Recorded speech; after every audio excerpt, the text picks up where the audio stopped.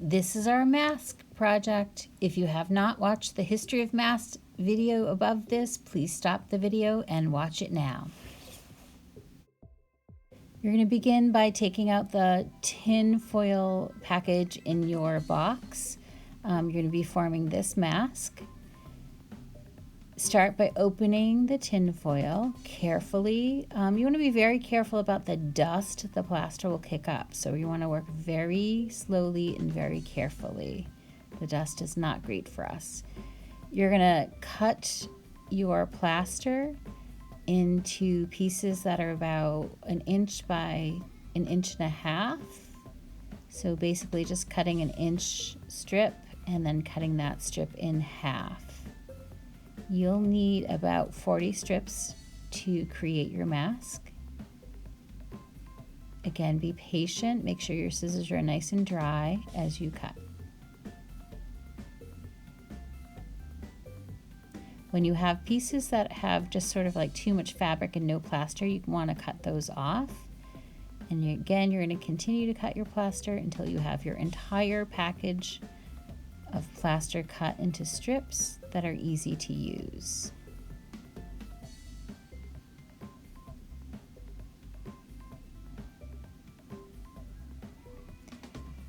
When you're all done with that, you want to be careful of the plaster dust. Keep that in there. You might need it after. Make sure it's in the middle and then wrap your plaster back up. To create your plaster mask, you'll need an entire class period uninterrupted. Do not start unless it's the beginning of a class period. Begin by opening your plaster strips, and you want to set them far away from your cup of water. You do not want them to get wet. If they get wet, they will not be usable. So once they're wet, they'll harden in a way you can't use them. Start by folding your strip in half and dunking it into your water carefully. And then you're starting with a nice row around the base of the mask form, and you're just carefully rubbing it down, trying to get rid of as many of those holes in the gauze of the plaster as possible. And you're going to continue this again around the base of the mask to create a nice, strong, even edge along your mask. You want to be sure to overlap your strips as you're working. Oops! If you accidentally move a strip, don't worry too much. Just try to get it back as smoothly as you can.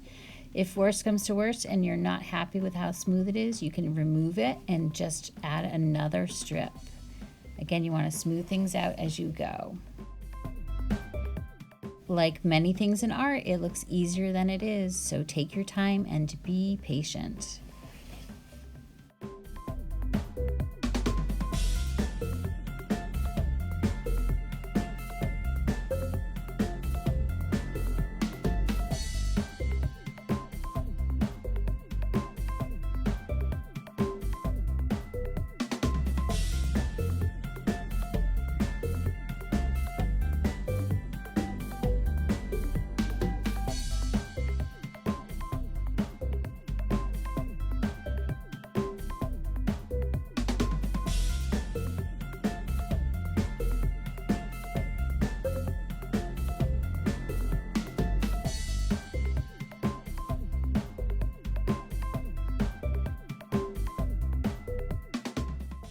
When you are finished with the row around the edges, you're going to start at the middle of the top. Remember, always overlap. Overlap all of your pieces as much as possible and smooth them out, covering all those holes as much as possible.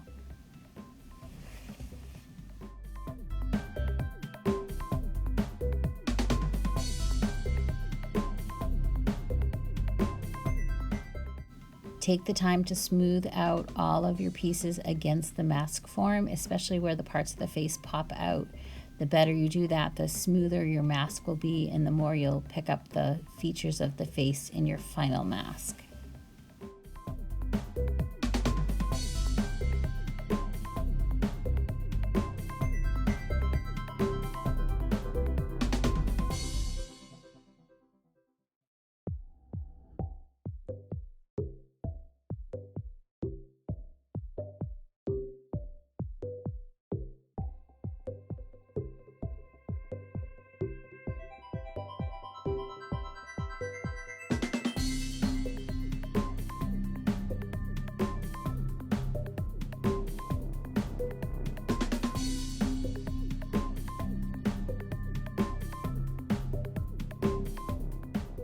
Once you complete the first layer, you want to start a second layer.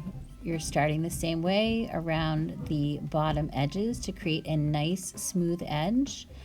The smoother and more solid the edge, the better the mask will hold up. Feel free to clean up your water messes as you need to. And again, you're just going around the mask and then back across the top middle of the face and then the edges.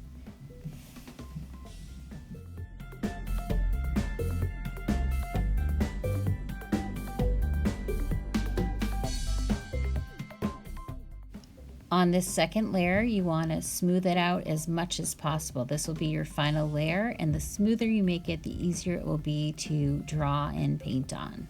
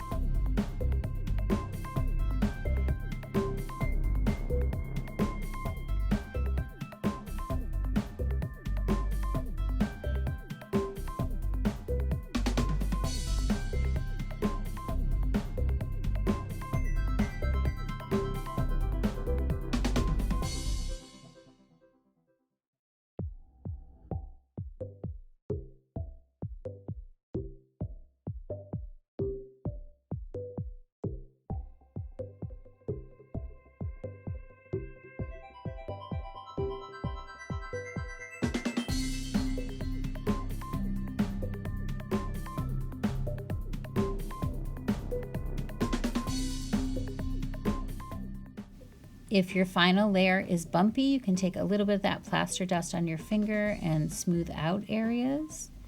Again, working quickly, making sure it does not dry too much in between. And you really want to smooth it out as much as possible.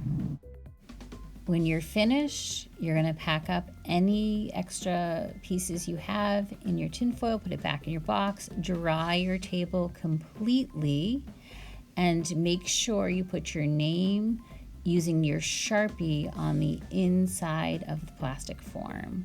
So again, clean up, smooth it out. As it dries, if you have time, keep smoothing it as you go. As the plaster begins to cure, you can make it smoother. And again, name on the inside. Once your mask is dry, the next day you're gonna give it overnight to dry. You're gonna just peel the plastic form out. And if you need to trim a little bit of the edges, I would trim as little as possible. Trimming creates kind of strings that want to fall apart. So if you can avoid trimming, it's great. Next, in your sketchbook, you're going to come up with 4 different sketches of a face for possible mask ideas. Here's a quick reminder about how to create a face.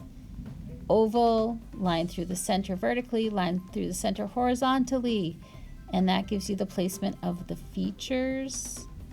And there you have it, a really simple face. Again, you're going to use this to come up with 4 different mask ideas to wish for or ward against something. Once you've drawn your masks out, you want to do kind of like a sloppy coloring, make any decisions or changes. Use that drawing to help you think. Once you've decided what you want to do, you're going to lightly in pencil draw out the parts you'll paint. Now, with our mask, you cannot really paint over things. The paint wants to crack off of the plaster, so you want to lightly draw everything out so that you're happy with it at first.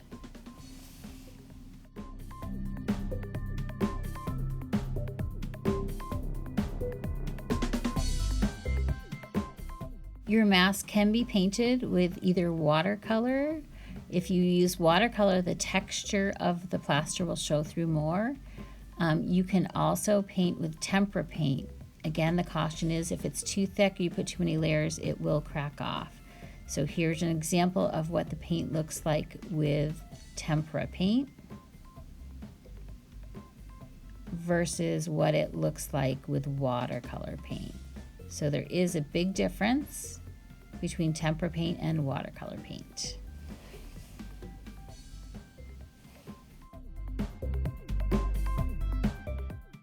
Once you paint it, you can outline in paint or you can outline with a Sharpie if it's completely dry.